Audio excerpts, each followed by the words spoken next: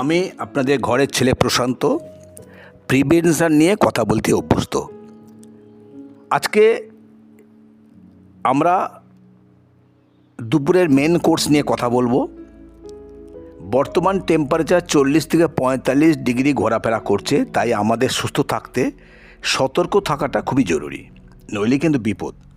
শুধুমাত্র সানগ্লাস ব্যবহার করলাম, সাদা বা লাইট পোশাক পরলাম, পর্যাপ্ত জল খেলাম, টক দই শরবত খেলাম, কিন্তু এখানেই শেষ কথা নয়।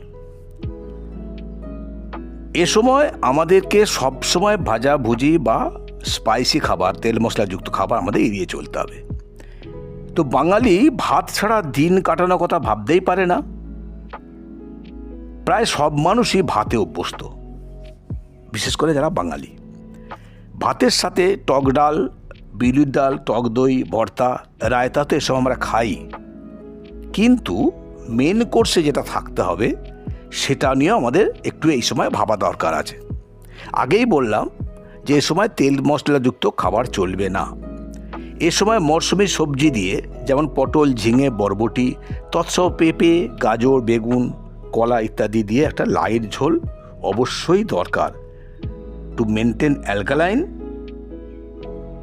শরীর ও পেট দুটোকেই ঠান্ডা রাখতে আদর্শ হলো ভাতের সাথে লাইট ঝোল, যেটা আজকের আলোচ্য বিষয়।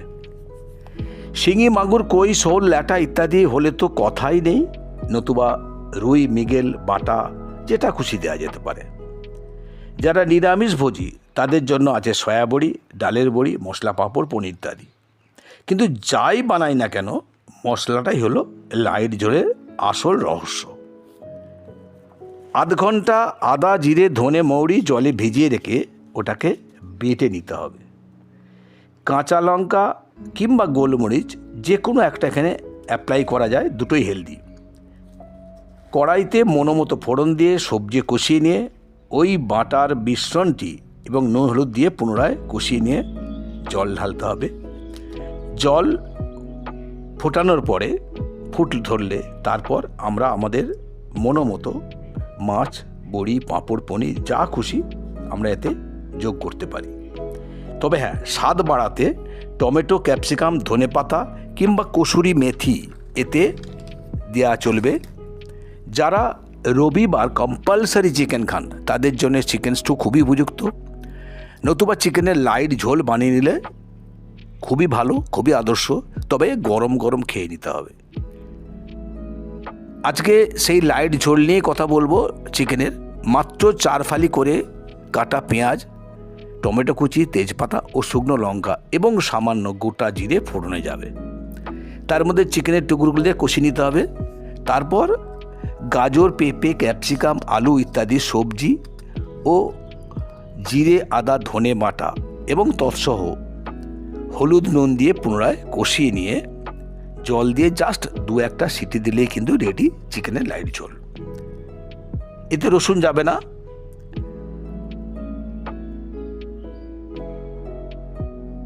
সবজির, মাছের এবং চিকেনের যে কোনো লাইট ঝোল রোটেশনালি খাওয়া প্রযোজ্য এই গরমে সুস্থ থাকার জন্য, যাতে আমাদের ডায়রিয়া, ডিহাইড্রেশন বা কোনো রকম প্রবলেমে যাতে না হয়। এ সময় কিন্তু একটু হজমের সমস্যা হয়, তার জন্যই কিন্তু এই লাইট ঝোল। কারণ আমরা বাঙালিরা ভাত ছাড়া তো লাঞ্চের কথা বা দুপুরের খাবার কথা ভাবতেই পারি না। তাই যে যার মনোমতো, যে যার পছন্দ মতো বানিয়ে খাবেন। এই গরমে আপনাদের সুস্থতা কামনা করি। আজকে এ পর্যন্তই আলোচনা করলাম, পরে একবার আসবো। চ্যানেলটা সাবস্ক্রাইব করে আমাদের সঙ্গে থাকুন, প্রতিটা পর্বে থাকুন, দেখতে থাকুন এবং শুনতে থাকুন।